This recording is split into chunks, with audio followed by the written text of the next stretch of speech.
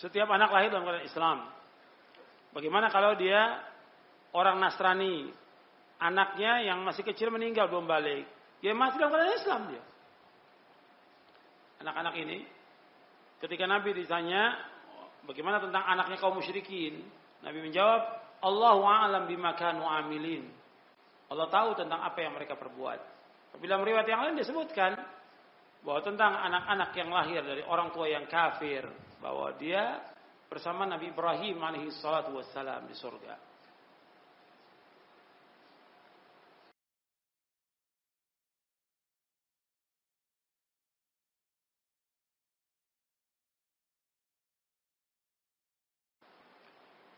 Saya dulu pernah kuliah di Fakultas Kedokteran. Kemudian waktu praktek anatomi menggunakan mayat, memotong mayat. Bagaimana? Sekarang saya sudah tobat. Ya bagus bertobat, nggak boleh menggunakan mayat, memotong mayat. Ini nggak boleh kecuali mayat orang kafir. Karena memang kebutuhan. Mayat orang Islam nggak boleh. Karena apa? Mayat orang Islam mulia. Dan memotong mayat itu dosanya sama seperti waktu dia memotong waktu hidup. Kasru adzbil mayyiti ka kasri hayyan, kata Rasulullah. Memotong mayat ketika dia sudah mati sama ketika dia memotong waktu hidup. Hukumnya haram dan dosa besar. Syekh Albani ketika ditanya tentang masalah ini, beliau mengatakan kalau memang terpaksa harus dia melakukan anatomi, ya mayat orang kafir, nggak boleh orang Islam.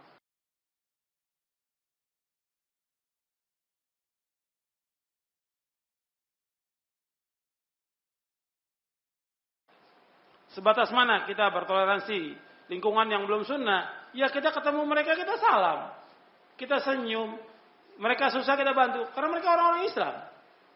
Tapi nggak boleh kita ikut dalam perbuatan bid'ahnya, nggak boleh membantu dalam bid'ah mereka, nggak boleh membantu dalam syirik mereka, nggak boleh. Atau perbuatan maksiat nggak boleh. Tapi mereka sakit kita jenguk. Mereka ada yang melahirkan tetangga kita bawa hadiah untuk dia. Kita pulang dari safar, ada oleh-oleh kita kasih dia. Itu kadang-kadang lembut hatinya. Dan akan dekat dengan kita. Ketemu di jalan kita tegur, ucapkan salam. Nabi menyuruh kita untuk salam. Dan kita bisa cinta mencintai dengan mengucapkan salam. Kata Nabi, la tadkhulul jannah hatta tahabbu. Hatta tu'minu. Wa la tu'minu hatta tahabbu. Awala adlukum ala syai'in idza fa'atumuhu tahabbtum afshus salama bainakum. Kata Nabi, dari kalian beriman sampai kalian saling cinta mencintai. Maukah aku tunjukkan kepada kalian satu hal yang kalau kalian melaksanakannya, kalian akan saling cinta mencintai. Sebarkan salam di antara kalian. Hadis sahih riwayat Muslim dan yang lainnya.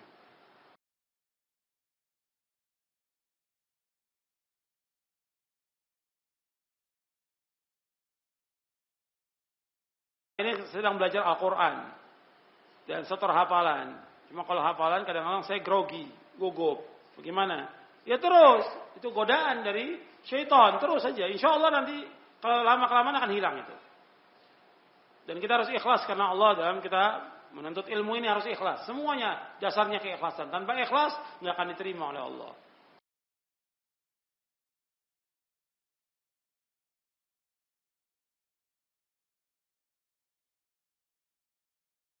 Orang yang mati yang dia bertauhid namun dia tidak sempat melunasi utangnya, bagaimana? Ya tetap akan dihisab oleh Allah sampai hari kiamat.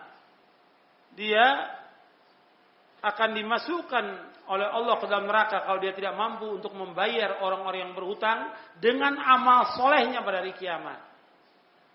Sebab di sana nggak ada lagi dirham, nggak ada dinar, nggak ada dolar, nggak ada rupiah, nggak ada yang lain. Yang ada al-hasanat was sayyi'at.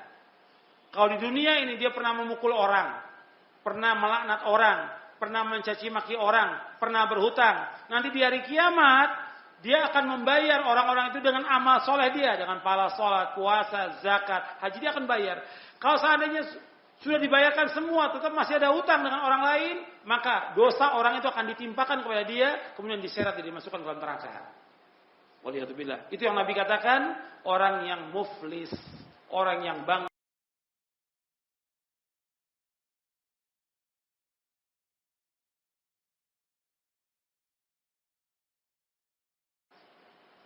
Bagaimana kalau ada seorang yang Nasrani, dia mau masuk Islam. Sebelum masuk Islam dia ikut sholat. Bagaimana? Ya tetap sholatnya nggak akan diterima sampai dia masuk Islam. Syaratnya dia masuk Islam dulu. Seluruh amal kebaikan dari orang kafir nggak akan diterima oleh Allah sampai dia mengucapkan 2 kalimat syahadat. Banyak orang Islam yang meninggalkan sholat. Apa hukumnya dosa besar atau dia kafir? Hukumnya dosa besar yang paling besar. Meninggalkan sholat, hukumnya dosa besar yang paling besar. Betul Nabi menyebutkan dengan kalimat kafir dalam hadisnya. Tapi dalam artian kufrun duna kufrin. Nabi bersabda SAW, Inna bainar rajuli wa bainal kufri wa syirki tarkus salat. Antara seseorang dengan kekufuran dan kesyirikan meninggalkan sholat. Artinya kalau dia meninggalkan sholat, maka dia masuk di ambang pintu kekafiran. Jadi orang yang meninggalkan sholat, hukumannya berat. Dosa besar yang paling besar. Makanya dulu, para ulama memberikan hukuman yang berat kepada orang yang tidak sholat. Di antaranya, kalau menurut mazhab Syafi'i, orang yang tidak sholat dihukum bunuh. Dalam mazhab yang lain dipenjara, mazhab yang lain didera. Dipecut dia oleh ulil amri sampai dia tobat. Jadi nggak ada yang ringan hukumannya. Cuma di kita nggak terlaksana hukum Islam. Banyak yang nggak sholat. Makanya harus terus diingatkan sholat. Nabi SAW bersabda, wa'lamu anna khaira a'malikum as-shalah. Ketahuilah sebaik-baik amal kita sholat. Ini harus tegakkan nih untuk kita, istri kita, anak kita, keluarga kita. Kalau kita punya pegawai harus sholat. Jangan terima pegawai yang tidak sholat. Dan kalau kita memberikan zakat, berikan zakat kepada orang fakir, miskin yang sholat. Yang tidak sholat tidak boleh. Itu penjelasan Syekhul Islam Ibnu Taimiyah, Syekh Abdul Aziz bin Baz, Syekh Utsaimin rahimahumullah mengatakan tidak boleh kita memberikan zakat atau sedekah kepada orang yang tidak sholat, nggak boleh. Sebagai hukuman bagi dia supaya dia mau sholat. Jadi ingat itu, orang yang nggak sholat hukumannya besar dan ancamannya neraka. Maka orang yang nggak sholat masukkan oleh Allah ke dalam neraka sakor. Sanuslihi sakor, kami akan masukkan neraka sakor. Qalu lam nakum minal musallin. Kata mereka, kenapa kamu dimasukkan neraka sakor? Mereka mengatakan, saya tidak sholat.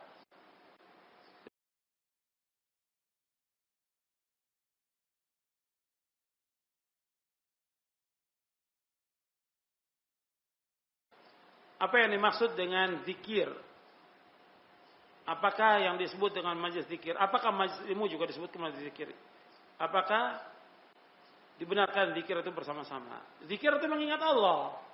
Seperti membaca subhanallah, alhamdulillah, akbar, la haula wa la. Itu zikir masuk. Dan kita disuruh untuk berzikir yang banyak. Ya ayyuhalladzina amanu dzkurullaha dzikran katsira wasabbihuhu bukratan wa asila. Dan adalah kalian wahai orang beriman, zikirlah kepada Allah dan zikir yang banyak. Bertasbih kepada Allah waktu pagi dan petang. Zikir, yaitu diantaranya tadi seperti itu. Nuntut ilmu juga termasuk majelis zikir. Nuntut ilmu, karena kita mempelajari Al-Quran, mempelajari Sunnah, mempelajari tentang nama-nama dan sifat-sifat Allah dan yang lainnya, mempelajari yang halal dan yang haram, yang mana yang boleh, mana yang tidak boleh. Ini majelis zikir disebutkan oleh para ulama, di antaranya oleh Atha bin Abi Rabah, yang dikatakan majelis zikir, majelis halal dan halal, ini haram, ini boleh, ini tidak boleh, ini tauhid, ini syirik, ini majelis zikir namanya. Apakah boleh orang berzikir dengan berjamaah? Enggak ada contoh. Zikir dengan berjamaah bersama-sama enggak ada contoh dari Nabi. Nabi enggak pernah melakukan seumur hidupnya. Sahabat juga enggak pernah melakukan demikian. Jadi majelis zikir dengan berjamaah enggak ada contoh. Dan kita disuruh berzikir kepada Allah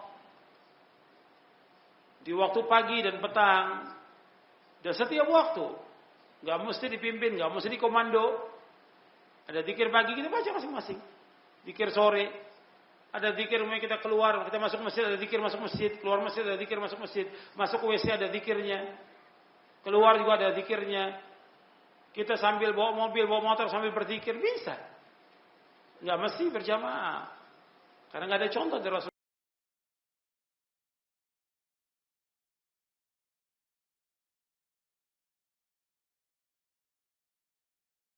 Gimana kalau orang dia berhutang dan dia sudah bayarkan tapi ada yang terlupa, nggak tahu, nggak ingat, ya dia sedekahkan atau sama orang yang pernah dia berhutang.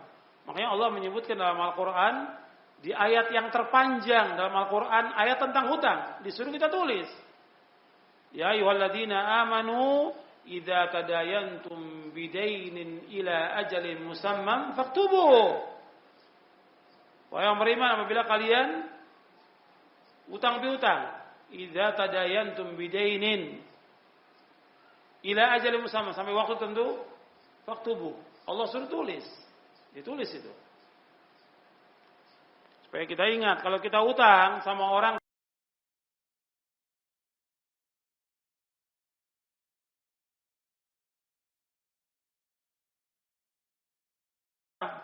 doa yang dibaca waktu menguap.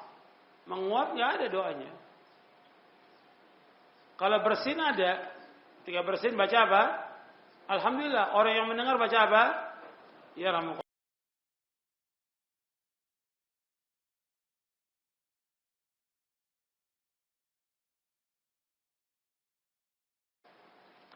Bilangan rajih untuk wudu itu 3 kali atau 1 kali. Yang wajib 1 kali. Yang afdal, yang bagus, yang baik, yang utama 3 kali. Tapi untuk kepala 1 kali. Menurut hadis Ali bin Abi Thalib radhiyallahu anhu, bahwa Nabi mengusap kepalanya 1 kali.